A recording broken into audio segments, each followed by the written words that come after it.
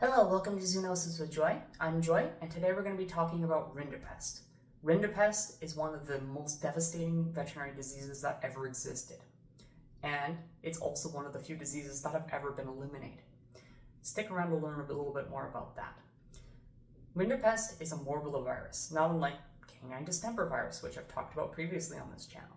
It's also a close relative of the measles virus, and it seems to have split from that virus back in the 11th to 12th century.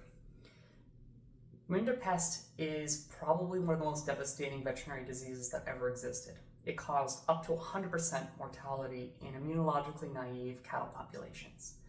The typical clinical signs are horrific, including fever, ocular nasal discharge, which is runny eyes, runny nose, which turns from clear to mucoid.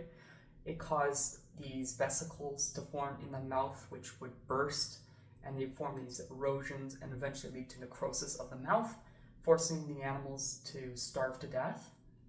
It also would cause constipation and diarrhea, where they become quickly dehydrated and die, if not from the dehydration or the anorexia, then from the fever. This spread rapidly through the population, through water sources, but also through respiratory particles, not unlike smallpox, not unlike measles. This has caused waves upon waves of devastation throughout history. So people domesticated cattle probably around 7000 BC, and before that time this virus is in very low levels in the wild oryx from which cattle evolved from. This virus became much more of a problem when people started having larger and larger herds of animals. It seems to have originated in the Central Eurasian steppe around the Caspian Sea, and nomads from Central Asia basically brought this into Europe and to other parts of the world throughout history.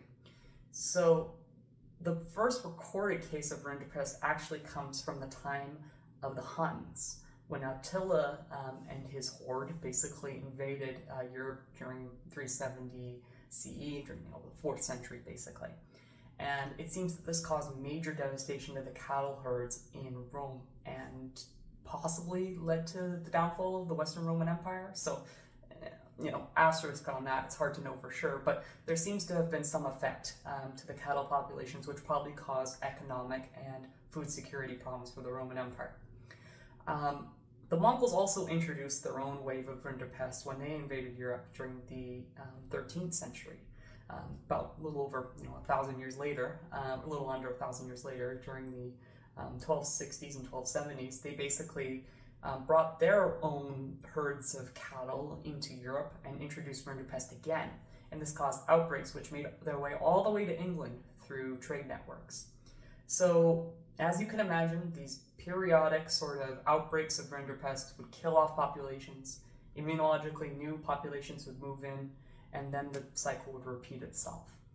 This was until about the 18th century, when they first started to recognize that Rinderpest was a distinct disease entity with its own set of clinical signs and ways of dealing with it. Now, dealing with it is a euphemism, because for much of its history, the way that Rinderpest was controlled was that you would kill off the entire population affected by it, start off with an immunologically new population, and keep it separate from all other ones using import controls. And this seems to have been the method that was employed in primarily England, because it was, it's an island, so they could actually keep the borders closed, prevent it from coming in that way. As you can imagine, this is not a favorite strategy by a lot of people because it's economically devastating. Some of these outbreaks, can cost upwards of $500 million. The one in the 1980s in Africa cost like $500 million US, killed tens of thousands of cattle, and cost people their livelihoods. And if you think it's just economic numbers, it is that, but it's also psychological. When people lose their entire herd of cattle, they lose their livelihood, they fail their cattle, this can cause major trauma, distress, and psychological problems for the people that work and live with these cattle. So it's nothing to laugh at. It's something that can be quite severe that way. Now, this was also the period of colonialism, and the Europeans were bringing their cattle all over the world. There were major outbreaks in India, have been major outbreaks for centuries. So when the British brought their cattle in the 18th century, there were periodic waves of this sort of thing happening. It may have existed earlier than that, but it seems that starting with British imperialism, there was periodic outbreaks of rinderpest. And despite heroic efforts by the veterinarians there and government policies, they were able to stem the tide but not completely eradicate this all the way until the 1990s. More on that in a bit. So there would be occasional periodic outbreaks in India and as well as Pakistan. It seems to have also reached China and Japan during this period as well. Now, in the early 19th century, it's made its way to Africa, and this is when it became really severe. It first went to Egypt, where I believe it was the 1850s, it actually caused 75% of the cattle to die out there. When it reached Ethiopia, Uganda, and South Africa, it was even more devastating. It caused a massive famine in Ethiopia between 1888 and 1892 because all the cattle died. It caused major outbreaks of human diseases because of malnutrition, starvation, and all the rotting cattle corpses everywhere. In Uganda, over 95% of the cattle died, and that was over 400,000 cattle. Major death. And this is these were societies and these were peoples that valued cattle not just as food sources, but also as sources of wealth and prestige.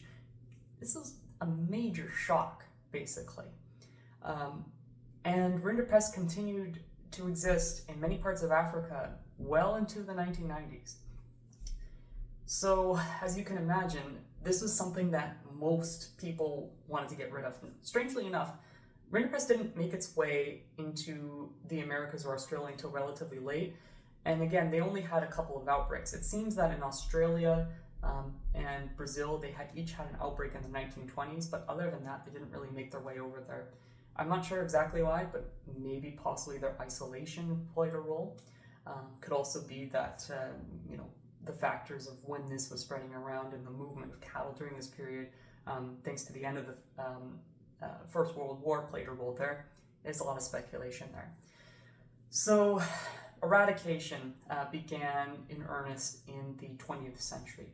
Europe was the first place to actually eradicate it east of the Urals in 1908, but soon it became an international pressing issue.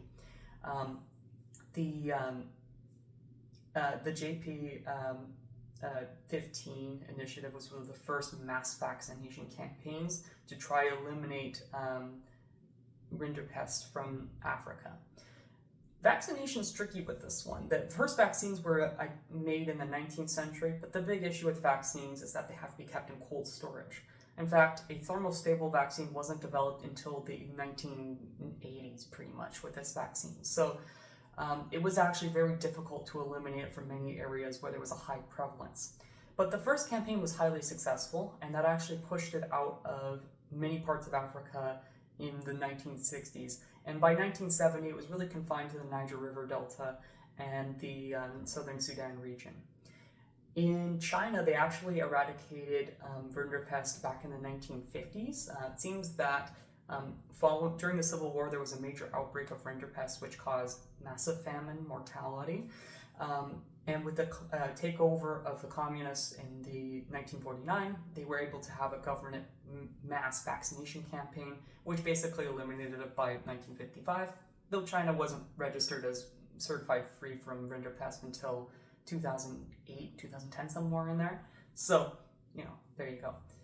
India didn't eliminate rinderpest until the 1990s, so it's something that was present until basically I was alive, throughout most of human history. And the last recorded case of rinderpest was really in 2001. I believe it was in Kenya, but the rinderpest was basically eliminated through the Pan-African Rinderpest Campaign, where they eliminated it using mass vaccination. And so this is one of those cases where vaccination really did turn the tide here. But it wasn't just the vaccine, it wasn't just the technology of the thermostable vaccines, it was also the international cooperation to contain, eliminate, and vaccinate that way. And it also took a massive explosion in the number of veterinary colleges and the number of veterinary graduates who can go out and administer these vaccines and educate the public about this as well. And that took a huge amount of education on the part of people who were herding these animals locally, and that led to its eradication. In many ways, this raises the question of why we can't eliminate other kinds of morbilloviruses too, like canine distemper. I mean, that one does jump to wildlife, so maybe that's not so possible, but things like measles. We could eliminate measles if we had a mass vaccination campaign.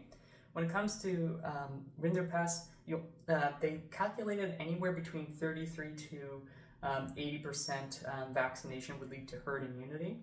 33% doesn't sound that much, but if you think about it, that can really help prevent it jumping between multiple individuals. So getting a high enough people vaccinated can really help prevent these outbreaks from happening. So same thing with cattle, and it seems that actually led to the eradication of this disease.